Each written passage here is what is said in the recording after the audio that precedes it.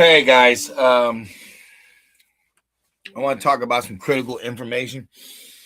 Even though I know it doesn't matter, blacks aren't going to listen anyway. They're just going to follow the boule until they rot in the ground, and then we lose another generation. We're just going to lose another generation due to boule,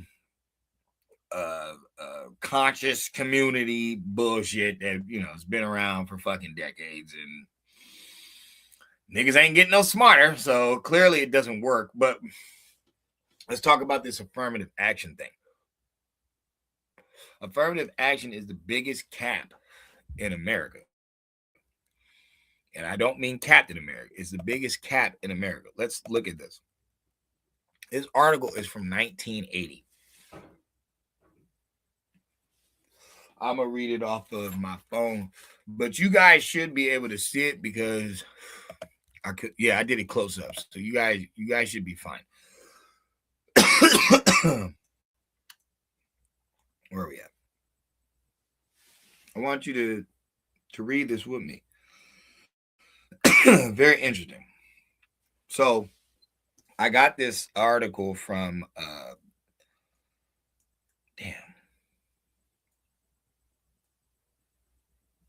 Anyway, it's somewhere on YouTube. I'll end up finding the name and giving it to you. So what he writes on top of this article is 1980 New Times article titled "Black Men Are Last" describes the corporate affirmative action programs have been more beneficial to white women than black people, especially black men.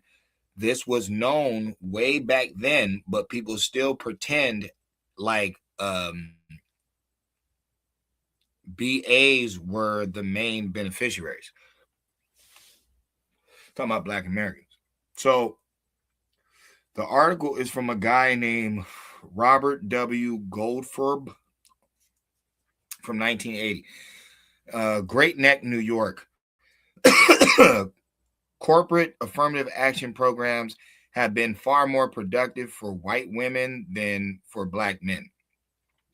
Black women labeled trophers, some by personal managers because they are counted twice on the government compliance reports, as women and once as minorities are being employed in advance less rapidly than white women, but faster than black men. The National Urban League recently reported that the nation's workforce grew by nearly 5.2 million employees between 1974 and 1977. Of these, 3.5 million entered private industry. 53% of all new employees entering private industry were white women, 26% were white men, 5% were black women, and 12% were of Hispanic background, and 4% were Asian. At the same time, as many new male employees left private industry as entered, so there was no net increase in their number. Corporations required by the government to set specific goals for hiring and promoting both minorities and women appear to be implementing affirmative action programs as thought given a choice of advancing either women or minorities. Irritated at having to attend any government imposed hiring goals, many managers are more comfortable advancing white women than black men. Many of these white male managers are contemporaries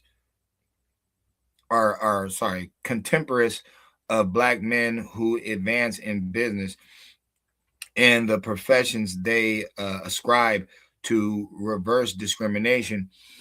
They categorize black men as arrogant, impatient, unwilling to conform to business standards, and lacking basic job skills. They said it is difficult to find black men qualified for manageable positions since only 6% of the graduates of four-year colleges are black, and the proportion of black students in graduate schools have been declining. Women, on the other hand, now constitute 43% of the workforce and receive nearly half the degrees being awarded by universities and colleges. White women have also been in the corporate world far longer than black men. White male managers devote more attention and effort to recruiting and training women and far less to advancing black men. When reminded that they are required by federal state law hired to promote both minorities. Now, the reason that that's so important is because of black crime. The ignorance that is all in this, article is the ignorance of white men. You specifically said that you trained the women and the other minorities. So why didn't you train these black men? As far as the unwilling, arrogant, and all that, I'm not buying that. Because if a person goes to school and they're educated, they're not going to be unruly and ignorant anyways, because that defeats the point. It's like, why is it just him? Why is the Asian dude not unruly? Why is the white guy not unruly? Why is the white woman not unruly? We see Karens every day. What about the black woman? Why is she not unruly?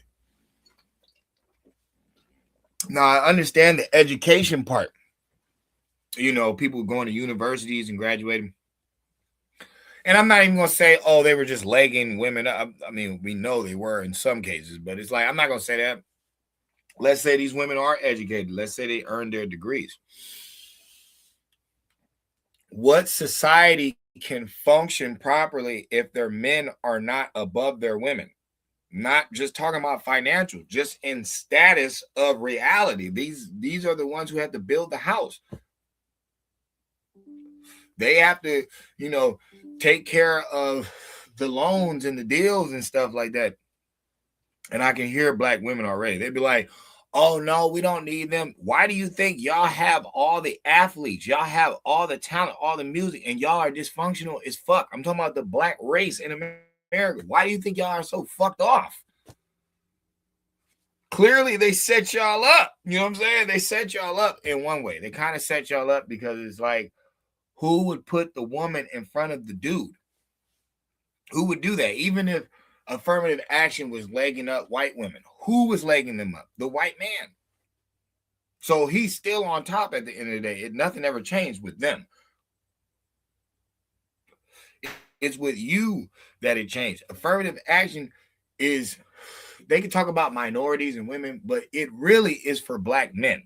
That's really what affirmative action is for, because it's mainly black men that were marching up and down the streets talking about, I'm a man, I want a job. It was them.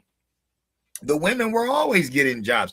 Not saying that they liked them, cleaning up for white people, making their kids food, you know what I'm saying, burping their kids and shit. I'm not saying that the black woman had the most, splendid job, but she was getting hired.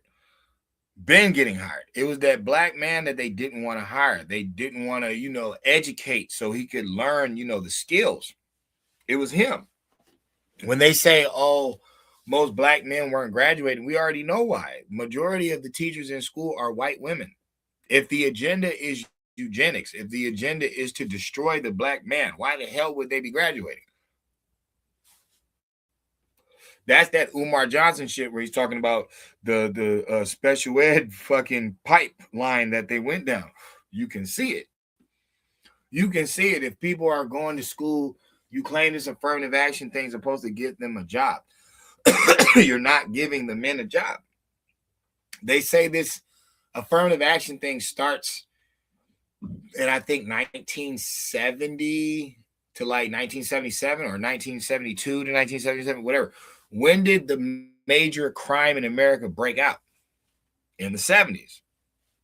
Okay, well, we can kind of see why. If you tie a person's hands behind their back and then you give their women all this stuff, but their women have no discernment. They have no common sense. They don't realize what's happening. They're setting you up.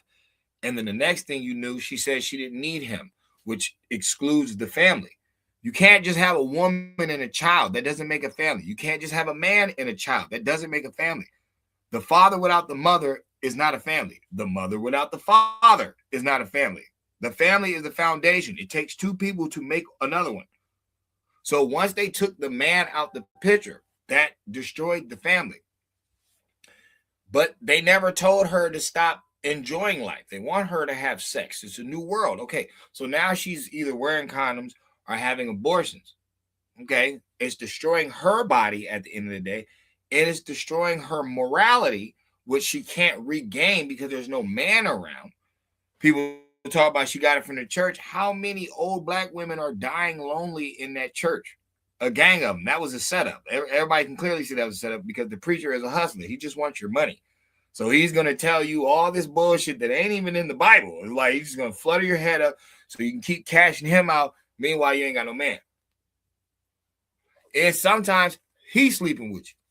He's sleeping with half the congregation. Anyway, affirmative action was the biggest cap in America because it never helped the person it was supposed to help. It was really supposed to help the black man. That's who it was supposed to help. Because how many times did he have to die for civil rights? The 60s is not the first civil rights. It's not. Black man has died multiple times for civil rights. Just for it to turn around and abort his kids, indoctrinate his woman to be the white liberal woman's slave, pretty much. The white liberal woman had the black woman on a leash. She is the white woman's dog. She really is, because she's the loudest one out there making no sense. None. White woman, no offense to her, but she's such a terrible parent. Most of her sons is fags or touching kids. That's where the 77.1 come in. It's like, remember, you raising this motherfucker. The white woman is raising Mr. Charlie. Okay, so why do they have 77.1 child porn buyers is American white men? It's nobody else. And then you see them marching in the streets, crying over Trump, wanting the illegals in. You always remember this. White liberals and Democrats don't necessarily like foreigners or minorities. They really don't. What they do is they bring you in here to be a dummy. That's why they don't have you assimilate. So they can learn your language and then go back to your country and weasel more of you people in here. That's how y'all running across the border. Where are y'all getting this message from? There would be no reason for Mexicans at the border to be wearing Joe Biden and Harris shirts unless those type people are going down there trying to influence these people to come up here. There ain't no commercials like that in America. There is no commercials that'll tell you sneak in, cheat in, steal in, do whatever you got to do to get to America. They don't talk like that. That's not even, that doesn't even make any sense. Like all nations have borders, so that doesn't make any sense. So to see them go all the way to El Salvador, try to get criminals out,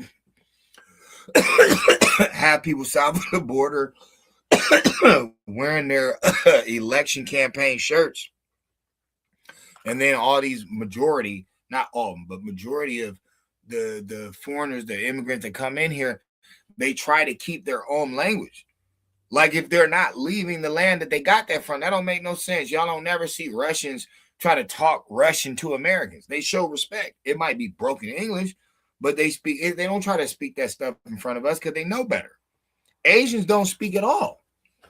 Like, you got to respect the Asian foreigner. They don't dare disrespect like that. They don't even say nothing. We ain't pointing out the Hispanic. We just going to say the Hispanic is the new second-class slave. They don't realize that they were brought up here on purpose to overpopulate and not educate. And that's why they don't assimilate. But the Constitution is in English. They don't understand it. That shit holds no weight. That language that you're talking is so bad that you left where you learned it from to make some real money. That's your economy. We don't have nothing to do with that. Oh, America, it don't matter what America stole, did, whatever. You got a problem with it, put your burner up. You ain't gonna do that. You're gonna come over here and try to reap the benefits. So shut your mouth. You can't be revolutionary and a goofy at the same time. You got to pick one. So, since I know that underground plan that the Democrats did, I know what they're doing to the Hispanic. It's sad, but they didn't want to listen to the niggas. The niggas is what they're turning you into, the new niggas. Y'all gonna be some overpopulated bumps that ain't go nowhere, You don't hold really no weight politically like that. You guys got people that are mayors that need translators still. Bro, you're looking sad out here. The Hindu taking over the damn phone service line. This motherfucker, and then they're going to help you to hit you over right now. This motherfucker is barely understandable, but bro, they speak in the language. They showing they hustle. That's why they're over you. Nigerians too. They came over here speaking English, getting fluent. They're over the Hispanic. The Nigerian and the Hindu make more money than the Hispanics. But remember, the Hispanics don't want to listen to the niggas. They just want to copy them. They want to zap and Roger. They want a gang war. They want to sell drugs. They want to rap. They want to play cool. All this different stuff. Not even seeing how the niggas is losing. Only a few of the American blacks or Negroes know what they're talking about. Most of them are boule slaves, lost to the entertainment industry, or black trash, like thug street piece of shit. That's majority of them. Motherfuckers is like, that's fucked up. How you gonna say that about black people? What arenas did I just bring you to? I just brought you to the boule. That's college fraternity. So that's your supposed smart blacks. Even though what that Turn Chicago Red old man say in that court, he said, you see black faces in high places doing black people wrong. I'm gonna say that again. Old man said, you see black faces in high places doing black people wrong. So that's your boule. Those are your fraternity order niggas, the motherfuckers who supposedly are smart. Your Roland Martins and what's that other fool? Damn, I forgot his name, but he be acting like a bitch all the time. But those are them. Okay. Then you have your entertainers. The rappers, the singers, the dancers, the actors, the athletes. What have they done for black people? They got a bunch of money. Gang of money. Can't do nothing with it. Why? Jewish contract. It's forbidden. It's forbidden for you to make sense.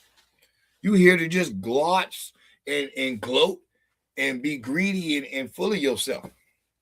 You ain't here to help nobody. So that's two. What's that lead? The last one. Street thug idiot. Y'all notice I ain't bring up the preacher. Why? Because that's in all three of them. Why bring up the preacher when the thug black dumbass is like Tupac Shakur? He out here talking about revolutionary and then switch right to thug life. These are the people that my people look up to. Motherfuckers who clearly are wicked. They clearly just do some wicked shit right in front of your face. You don't even notice. Oh, I'm wrong. So Obama wasn't offered $1 billion from Gaddafi and turned it down. It was specifically for black Americans. Gaddafi offered us $1 billion. Obama said no.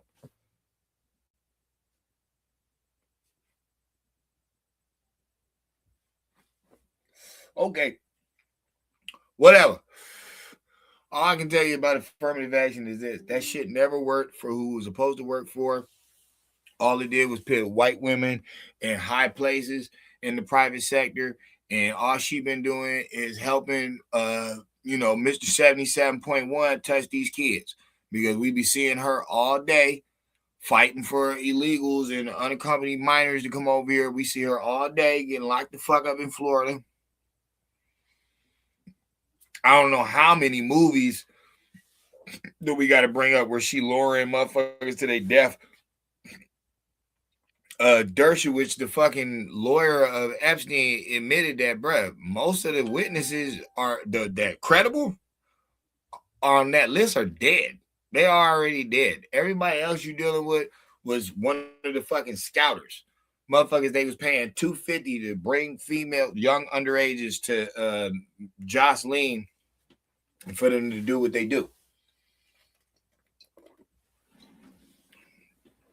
It's sad, but this is one of the starts.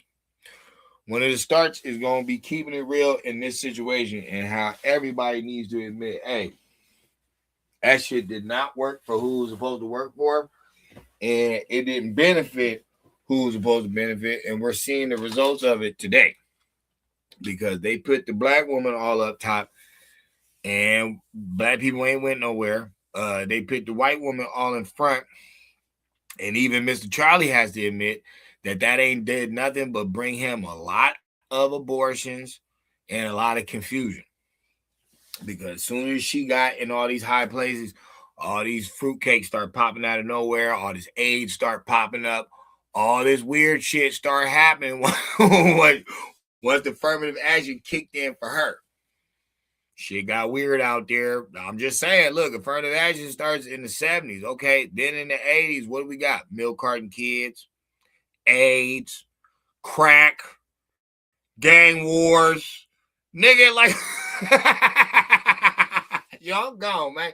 I'm just adding to it, but I'm just saying, hey, a lot of weird fucking fuckery went around, nigga, as soon as they put her ass in some driver's seats. If you notice. If you notice. Man.